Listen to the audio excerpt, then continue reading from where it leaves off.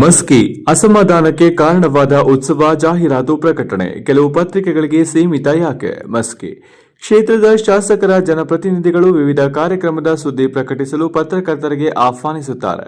ಆದರೆ ಜಾಹೀರಾತು ನೀಡುವಲ್ಲಿ ತಾರತಮ್ಯ ಮಾಡುತ್ತಾರೆ. ಇದರಿಂದ ಬಹುತೇಕ ಪತ್ರಕರ್ತರು ಅಸಮಾಧಾನಕ್ಕೆ ಕಾರಣವಾಗಿದೆ.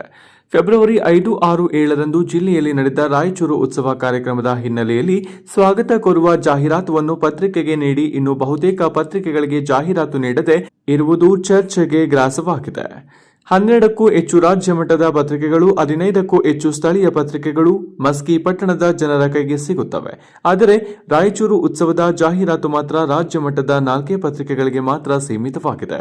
ಇನ್ನುಳಿದ ಅನೇಕ ರಾಜ್ಯ ಮಟ್ಟದ ಮತ್ತು ಸ್ಥಳೀಯ ಪತ್ರಿಕೆಗಳಿಗೆ ಜಾಹೀರಾತು ನೀಡಲು ಕಡೆಗಣಿಸಿದ್ದಾರೆ. ಸ್ಥಳೀಯ ಪತ್ರಕರ್ತರೊಬ್ಬರಿಗೆ ಮಾತ್ರ 3 ಪತ್ರಿಕೆಗೆ ಜಾಹೀರಾತು ಕೊಟ್ಟಿದ್ದಾರೆ. ಇನ್ನುಳಿದ ಪತ್ರಕರ್ತರಿಗೆ ಒಂದೊಂದು ಜಾಹೀರಾತು ನೀಡಿದ್ದಾರೆ.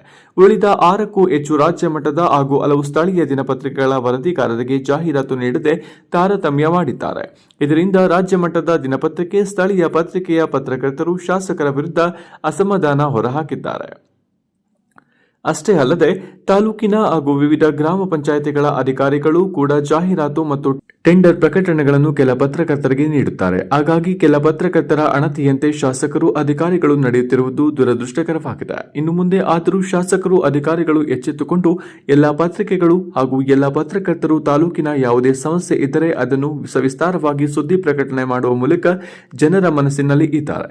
ಆದರೆ ಪ್ರಜಾಪಾವ ಟಿವಿ ವಾಹಿನಿ 1 ವರ್ಷಗಳಿಂದ ಶಾಸಕರ ಸುದ್ದಿ ಮಾಡುತ್ತಾ ಬಂದಿದೆ. ಆದರೂ ಅವರಿಗೆ ಜಾಹೀರಾತು ನೀಡುವಲ್ಲಿ ತಾರತಮ್ಯ ತೊಡಗಿದ್ದಾರೆ. ಪ್ರಜಾಪ್ರಭುತ್ವದ 4ನೇ ಅಂಗವಾದ ಪತ್ರಿಕೆ ತನ್ನದೇ ಆದ ಇತಿಹಾಸವಿದ್ದು ಇಂತಹ ನಿಟ್ಟಿನಲ್ಲಿ ಪತ್ರಕರ್ತರು ಎಲ್ಲರೂ ಎಂಬ ಭಾವನೆ ಅವರಲ್ಲಿ ಇರಬೇಕು. ಶಾಸಕರು ಅಧಿಕಾರಿಗಳ ಮನಸ್ಸಿನಲ್ಲಿ ಇರಬೇಕು ಎಂದರೆ ಏನು ಮಾಡಬೇಕೆಂದು ಯಕ್ಷ ಪ್ರಶ್ನೆಯಾಗಿದೆ. ವಿರೂಪಾಕ್ಷಯ್ಯ ಸ್ವಾಮಿ ಸಾಲಿಮಠ, ಅಂತರಗಂಗೆ, ಪ್ರಜಾಪಾವ ಟಿವಿ, ಮಸ್ಕಿ.